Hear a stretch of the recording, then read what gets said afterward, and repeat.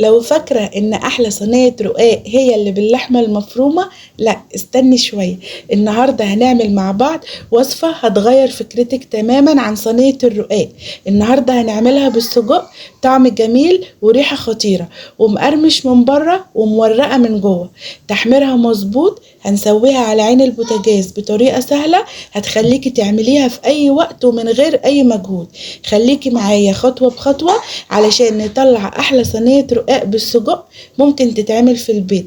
لو عجبكم الفيديو اتمنى تدعموني بلايك وكومنت حلو وتشتركوا في القناة وتفعلوا الجرس على الكل عشان يوصلكم كل جديد. يلا بينا نسمي الله. معايا ربع كيلو سجق او اكتر شوية. هيكون في الفريزر، هنطلعه يا دوبك بس ربع ساعة كده يفك شوية، وبعد كده نقوم مقطعينه بالمقص زي ما انتوا شايفين كده مكعبات. اهم حاجة يكون صباع السجق متجمد علشان خاطر لما نيجي نقطعه الكفر بتاعه من بره ما يتهريش، ونيجي نسويه يقوم بقى يبقى فتافيت كده واحنا بنسويه. لا، عايزين القطعة تبقى بقطعتها. يبقى نطلعه من الفريزر ونقطعه على طول.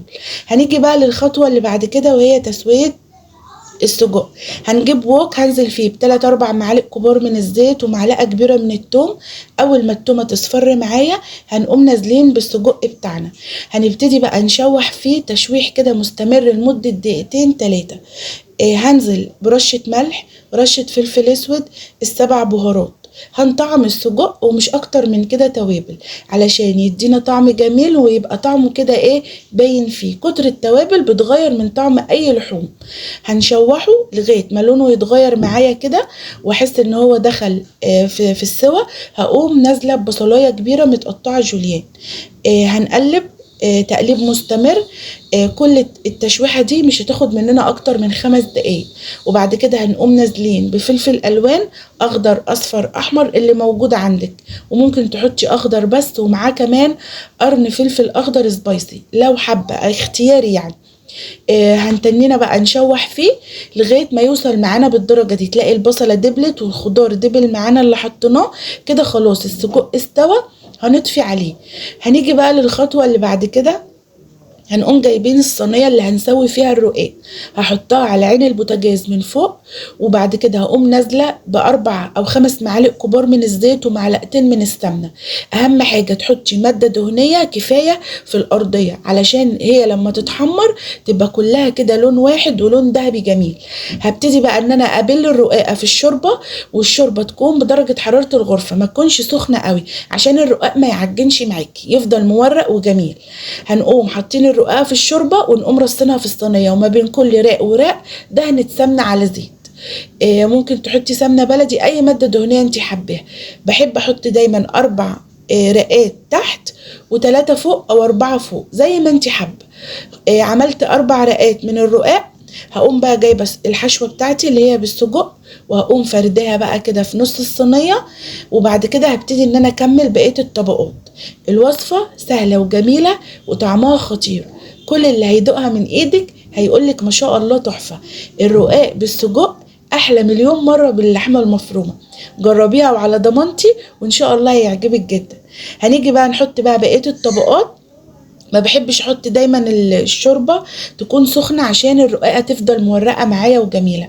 يا دوبك بس ببلها في الشوربه كده وبقوم حطاها، وما بين كل راق وراق معلقه سمنه ومعلقه زيت عشان يطلع مورق وجميل. خلاص كده هنحط بقى الكميه كلها، وبعد كده هقوم مولعه البوتاجاز على نار متوسطه، وابتدي بقى ان انا ادور في الصينيه كده يمين وشمال لغايه ما الارضيه تاخد اللون الذهبي الجميل المقرمش. وبعد كده هنقوم قلبينها على الوش التاني. مش هتاخد منك اكتر من 5 دقايق على عين البوتاجاز. المهم تبقي واقفه عليها ايدك تقليب مستمر في الصينيه، وبعد كده تقومي قلبها على الوش التاني زي ما انتوا شايفين كده. ما شاء الله لونها ذهبي وجميل ومقرمشه وماسكه نفسها مش مهريه. هنقوم نازلين بمعلقه سمنه ومعلقه زيت عشان خاطر برضو الكفر اللي فوق ياخد نفس اللون الذهبي الجميل ده.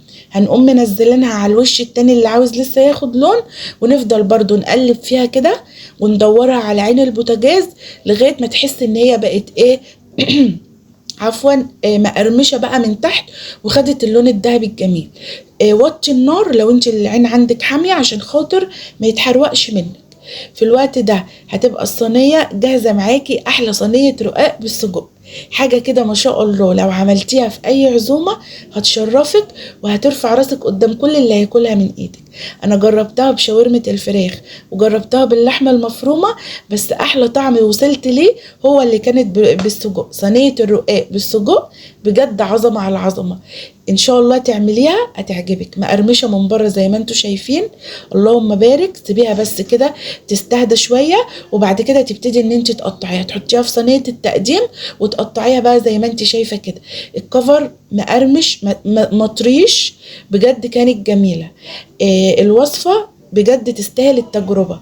منشن بقى لصاحبتك واختك ومشاركة للفيديو علشان الكل يستفيد. واوعوا تنسوا تحطوا اللايك.